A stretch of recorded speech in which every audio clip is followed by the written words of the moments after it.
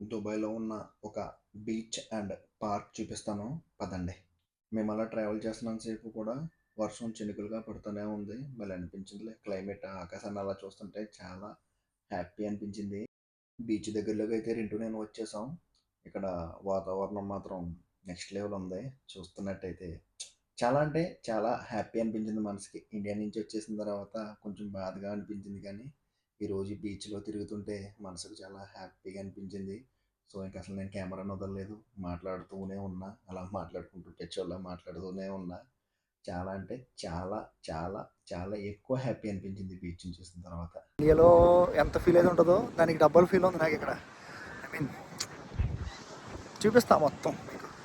నా అలాగే చాలామంది బీచ్ లవర్స్ ఇక్కడ ఉన్నారు. పదండి. చూసారుగా బీచ్ అయితే ఎలా ఉందో.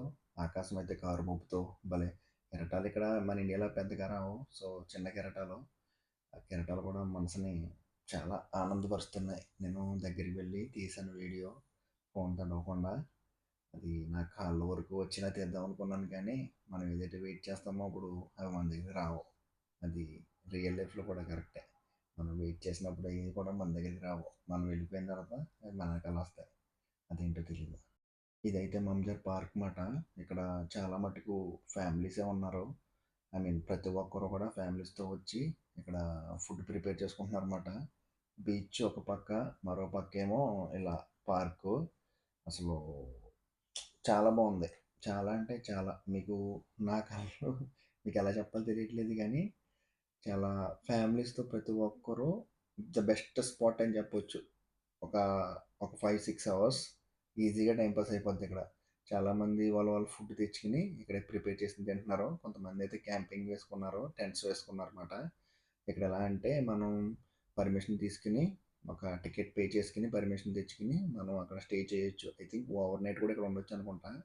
ప్లస్ అందులోకి కంపెనీస్ పార్టీస్, టీమ్ పార్టీస్ కూడా జరుగుతున్నాయి. ప్రతి ఒక్కరు కూడా గ్రూప్ మీటింగ్స్‌లా పెట్టుకొని చేస్తున్నారు.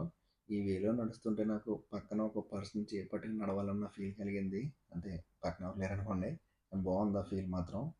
చాలా ఈరోజు క్లైమేట్ అయితే మాత్రం అసలు నేను ఎక్స్పెక్ట్ చేయలేదు. ఈరోజు బీచ్‌కి వెళ్ళాలనుకున్నాం కానీ క్లైమేట్ ఈ విధంగా మాకు హెల్ప్ చేస్తుంది అనుకోలేదన్నమాట. అక్కడ కొంచెం దూరంగా వాళ్ళందరూ కూడా టీమ్ పార్టీస్ చేసుకుంటున్నారు.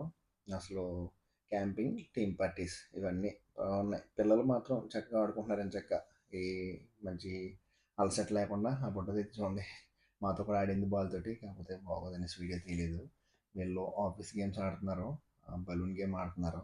అది పగలకుండా ఎవరైతే రీచ్ అవుతారో వాళ్ళు విన్నర్స్ మాట తక్కువ టైంలో. ఇక్కడికి వచ్చేసి మళ్ళీ నాకు ఈ చెక్కల ఇల్లు జపనీస్ సినిమాల్లో ఇల్లులా కనిపించింది. సరే అక్కడికి వెళ్దాం కదా అనేసి ఈ గ్యాప్లో నాకు ఒక చెట్టు కనిపించింది.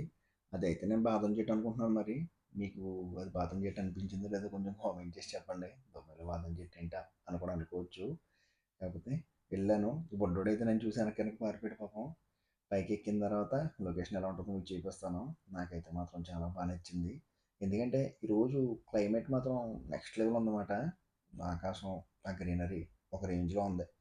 మీరు రియల్‌గా చూస్తే మాత్రం వావ్ అనిపిస్తది ఖచ్చితంగా. అంత బాగుంది ఈరోజు ఆ క్లైమేట్. పైనుంచి అయితే ఈ విధంగా ఉంది. ఒక పక్కన బీచ్, మరో పక్కనేమో పార్కింగ్. నాకైతే మాత్రం ఇంటి దగ్గర నుంచి వచ్చిన తర్వాత కొంచెం మనసుకి చాలా బాధ అనిపించింది.